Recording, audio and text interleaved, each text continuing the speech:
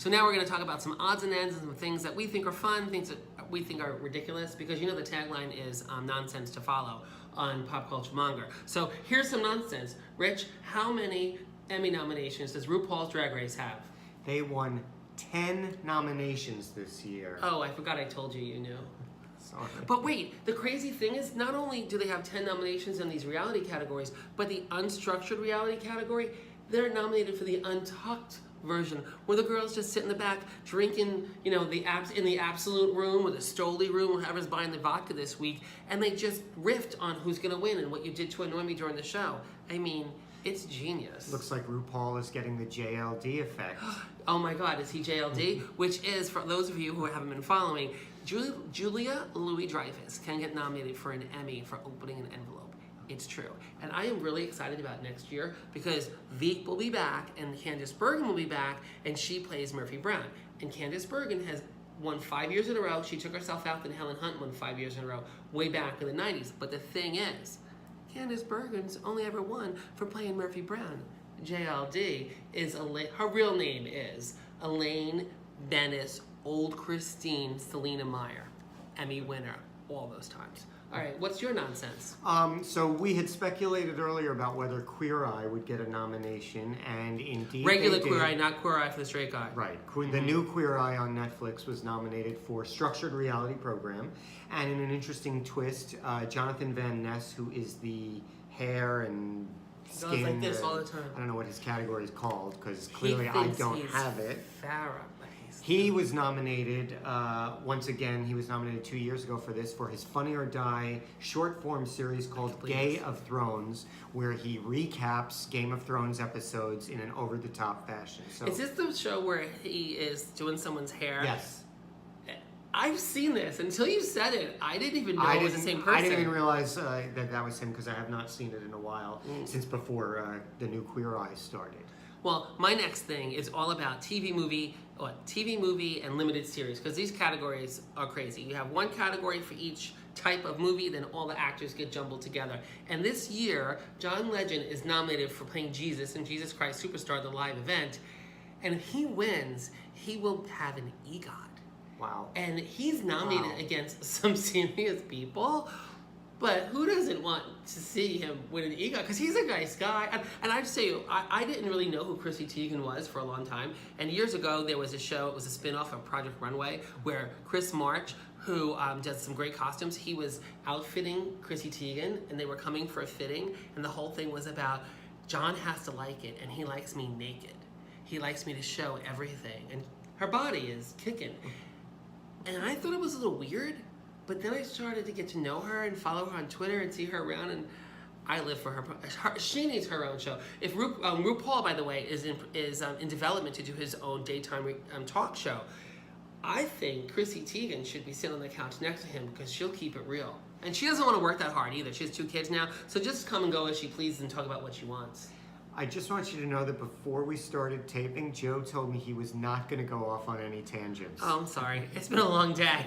Notice can you tell it's nighttime? It looks like it's not, but it is. Anyway, you go. So one of the things that I thought was very interesting is that Icarus, the documentary about the Russian doping scandal in Olympics and world sports, it won the Oscar award this year for the Academy Award this year for Best Documentary. For Best Documentary. Well, it is nominated for documentary. The category is called Documentary Special, and because it premiered on Netflix, it's eligible. So I actually watched it. I really liked it, but I think it's kind of funny that something that's already won an Oscar, the Emmys, are taking Oscar hand-me-downs. Should we start calling this the Viola Davis work in the system rule? Because as we love Ms. Viola, no haters, we love Viola Davis, but she didn't win an Oscar for a leading role. She had a Tony for the same part on Broadway, and then she got Best for Lead Actress on Broadway and Best Supporting Actress in the movies. And I don't remember who won, but I don't look at take them. But it was a safe bet, and she won. Right. So, I go next? Yeah. Even though I interrupted yours? That's fine. That's all right. So, Ricky Martin is nominated for an Emmy for Gianni Versace, the assassination of Gianni Versace. And I'm really excited because, again, there's not that many, options in this sometimes. And Darren Criss is nominated for lead actor, and I'm very, very excited about this.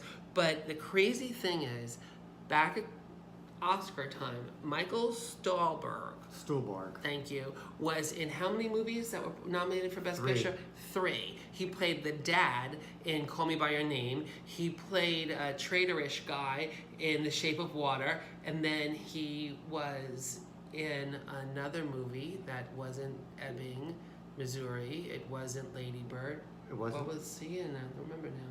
He was in a third movie, Trust Us, because we talked about it. Go back into the archives. We weren't doing this then, but we were talking amongst ourselves. But anyway, he is nominated against Ricky Martin. He's in this movie called The Looming Tower, and he's also nominated against Brandon Victor Dixon. He is that amazing Broadway guy, and I think his part was bigger than John Legend's, but you know, they're working the system again. And the show is called Jesus Christ Superstar. Well, I think what they should do is they should have Brandon Victor Dixon and Ricky Martin do a sing-off live on the air and have the audience decide. We could tweet in to see who was better. Chrissy Teigen, who's a famous Chrissy tweeter, Teigen she could live tweet it. Oh my God! And then they could do a lip sync battle of it because the lip sync battle is nominated for whatever that is. I saw it somewhere. Who knows what that is? I don't know. But she's not a producer. But she get an Emmy. Oh my God, that'd be great. Now, I was disappointed to see that American Vandal didn't sneak in there. It won a Peabody. It did get a nomination for writing of a limited series movie or dramatic special. So it was a fun show on Netflix. If you haven't seen it, you should definitely check it out, and maybe it'll win this nomination. If we say comedy series, do we have to make a joke? Because you were very dramatic when you said drama series. I'm sorry. I'm glad you're excited. And the last thing I want to say, because I don't know if you've heard me say this before, but I just don't understand why Holly Taylor and Noah Emmerich were not nominated for Best Supporting Actress and Best Supporting Actor in a Drama Series, because they were in the parking garage scene, and that was the best scene in the whole series. That's all I'm going to say. Well, on that note, that will take care of our first look at the Emmy nominations for 2018. We'll have much more to say over the summer in the lead up to the Emmys, but in the meantime, you should definitely like us on Facebook, follow our group, Pop Culture Monger. Definitely subscribe to this channel. 51 subscribers as of this morning. Yes, and let us know what were your biggest surprises from the Emmy nominations. And if you have a show you want us to watch, tell us. People were telling me I should watch these 3 new shows, but I'm not going to tell you, because then if I don't watch them, I don't want people to feel bad. You know. Okay. Anyway. All right. Thanks for watching.